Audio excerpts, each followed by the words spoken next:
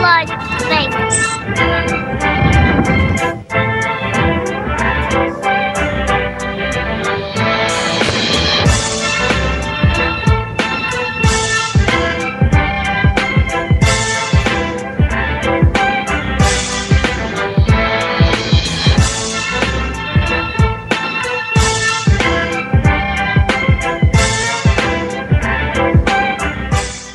What's going on, y'all? You're back. I want to thank you for tuning in, especially if you were tuning in last hour. I'm your host, Paco, and you're listening to Occupy the Media.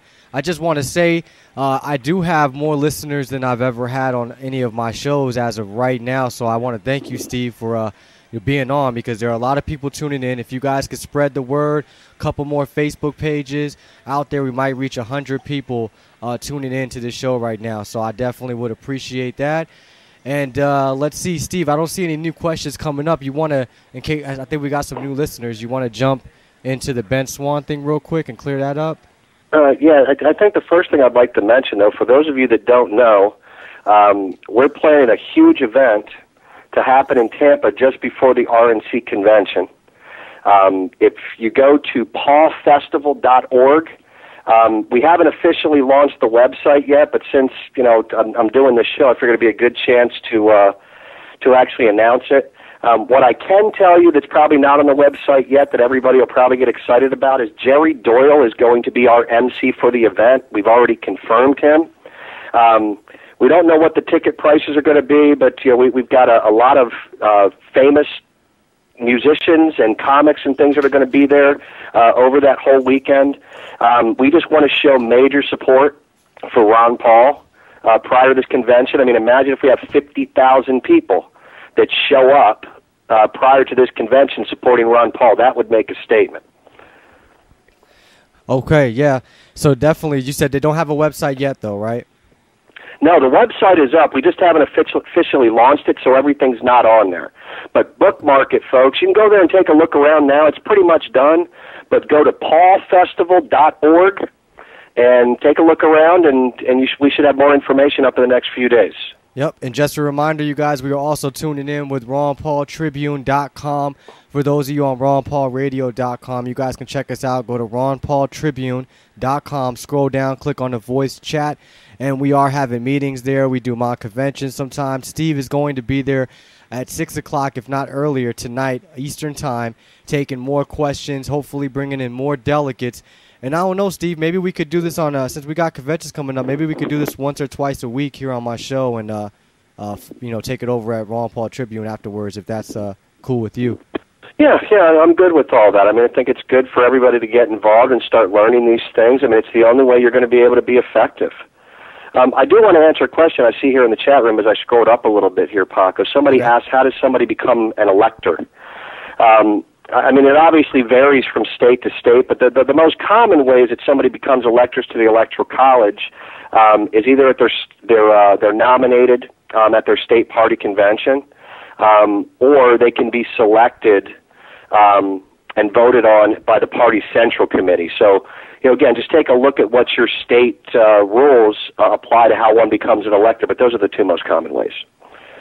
Okay, and those for you just joining us, let's, as I know a lot of people who haven't heard want to hear, let's jump into the Ben Swann issue again. I know we talked about it last hour, but for those that are joining us. Yeah, okay. For those of you that don't know, the blogger that Ben Swann referenced to in that last news story about Rule 38 was myself. I'm the one that corrected him on his misinterpretation of the unit rule. And what he failed to do in that newscast was he only gave you half the story.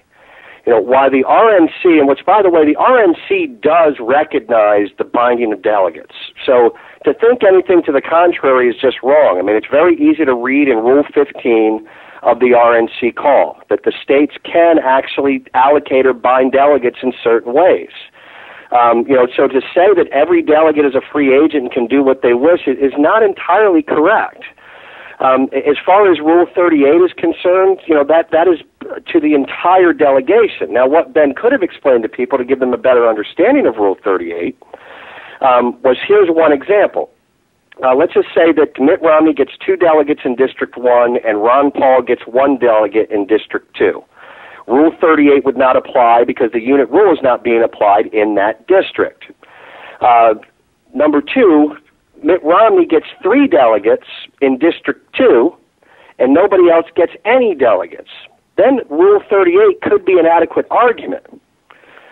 But here's the biggest problem. While the RNC does not recognize the state's ability to bind delegates in particular ways based on the RNC call, the states absolutely can and do recognize their ability to bind delegates. It's extremely important to look at your state and district/county bylaws for 2 things. Number one, see what the potential consequence could be should you break state party rule and vote your conscience. Number two, take a look at what your bylaws state as to abstaining for one ballot or multiple ballots. If there's nothing in your bylaws to the contrary of any of that, then you can pretty much do what you want. But if there are specific things in there and you break that rule and you don't know the consequences, some of the worst consequences that could be ensued upon you would be being removed of your delegate credentials in Tampa and being replaced by an alternate that may not be a Ron Paul supporter. And worst case scenario, you could be expelled from the GOP and Republican Party completely and never be able to be a member again. Now, I know that some people are saying, well, who cares? I have no desire. Well, you may not, but there are others that have been working extremely hard to do what Ron Paul has asked them to do, which is to take back and reshape the party into its conservative constitutional roots. Now, the people in Nevada are a prime example. I worked with them in the 2008 convention when the McCain people actually took the ballots, locked them in the hotel safe, and left the convention. They couldn't continue. I was advising them until about 3 o'clock in the morning on how to proceed. And they've worked hard for these last 4 years, and now they've taken over the entire state party. So I just want you to have all the information that's available to you so you can make an intelligent decision. I am in no way telling anyone what to do.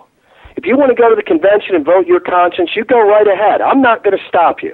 But at least have all the information so you can make a decision based on fact on what could happen to you should you do this. I also don't want anyone to take my word for it. I've advocated this even since we've met, Paco, which is only a short time. Don't take my word for it. Confirm everything that I say. Don't take the word of anyone. All that information is there and ascertainable for you to be able to look at it, know 100% that this is the way it is, and then there's no question. That's the safest way. And if we look at our bylaws and we're reading it and there's something we might not understand, you can relay that over to Steve, and you can read it to Steve, ask him to maybe make it a little bit more understanding for you.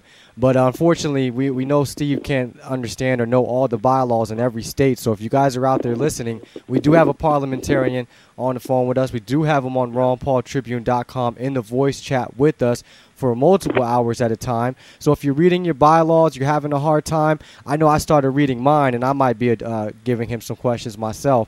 But if you can get a hold of Steve and ask him any questions, then he can help you with your own state.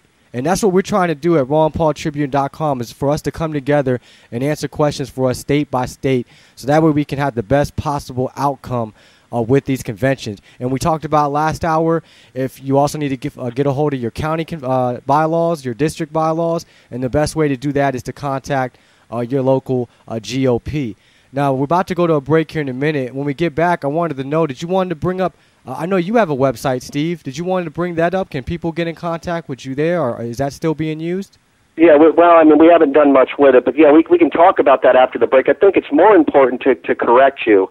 Not correct you, but bylaws in your district/county depends on how it's set up. Okay. But they can also be called party rule. They're not necessarily called bylaws. So if you see party rule or bylaws, they're one and the same. Okay, that's a good note. Then I need to make a note of that. Also could be party rules. All right, y'all. I'm your host, Paco. We'll be right back. You're listening to Occupy the Media. Stay tuned.